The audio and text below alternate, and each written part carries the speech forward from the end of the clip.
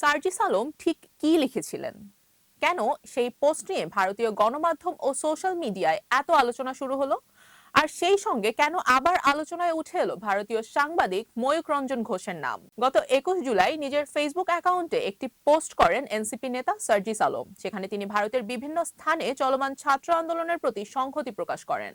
তার পোস্টের মূল বক্তব্য ছিল ভারতের ছাত্রদের ন্যায্য দাবির প্রতি সমর্থন জানানো এবং ঢাকা থেকে শুরু হওয়া ছাত্র আন্দোলনের চেতনা দক্ষিণ এশিয়ার অন্যান্য দেশেও ছড়িয়ে পড়ুক এমন একটি মন্তব্য।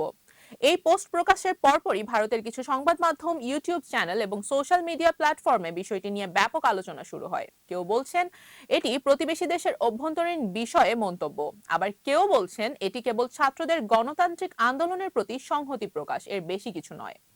এদিকে ভারতের বিভিন্ন স্থানে প্রশ্নপত্র ফাঁস, নিয়োগ প্রক্রিয়া নিয়ে অভিযোগ এবং শিক্ষা ব্যবস্থার নানা ইস্যুকে কেন্দ্র করে ছাত্রদের বিক্ষোভের খবর সামনে আসে। বিভিন্ন জায়গায় পুলিশ ও আন্দোলনকারীদের মধ্যে সংঘর্ষের ঘটনাও ঘটে। কোথাও টিয়ার গ্যাস ব্যবহার করা হয়েছে, কোথাও লাঠিচার্জের অভিযোগ উঠেছে। এসব ঘটনাই আন্দোলনকে আরো আলোচনায় নিয়ে আসে। ঠিক এই সময়ই বাংলাদেশের অনেক সোশ্যাল মিডিয়া ব্যবহারকারী ভারতীয় সাংবাদিক ময়ূক রঞ্জন ঘোষের নাম টেনে আনেন, কারণ তিনি অতীতে বাংলাদেশের বিভিন্ন রাজনৈতিক ঘটনা নিয়ে নিয়মিত মন্তব্য করতেন।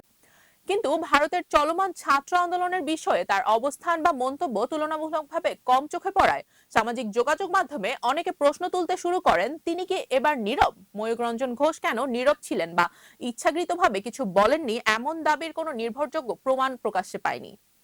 এটি মূলত সামাজিক যোগাযোগ মাধ্যমে ঘুরে বেড়ানো আলোচনা এবং বিভিন্ন ব্যক্তির মতামতের অংশ। সব মিলিয়ে সার্জিস আলমের একটি ফেসবুক পোস্ট আবারও দেখিয়ে দিল এখন সামাজিক যোগাযোগ মাধ্যমে লেখা একটি ছোট বার্তাও সীমান্ত পেরিয়ে আন্তর্জাতিক আলোচনার বিষয় হয়ে যেতে পারে, বিশেষ করে যখন বিষয়টি ছাত্র আন্দোলন, রাজনীতি এবং প্রতিবেশী দুই দেশের সম্পর্কের সঙ্গে জড়িত থাকে। তখন প্রতিক্রিয়াও আসে অনেক বেশি। এখন প্রশ্ন হলো, একজন রাজনৈতিক নেতার অন্য দেশের ছাত্র আন্দোলনের প্রতি সংহতি জানানো এটা কি শুধুই মত প্রকাশের স্বাধীনতা, নাকি কূটনৈতিকভাবে সংবেদনশীল একটি পদক্ষেপ?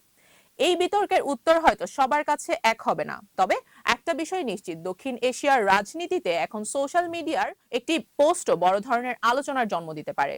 আপনার মতামত কি? সার্জিস আলমের এই পোস্টকে আপনি ঠিক কিভাবে দেখছেন? মন্তব্য অবশ্যই জানাতে পারেন। রুবাইয়া জান্নাত, টাইমস 24।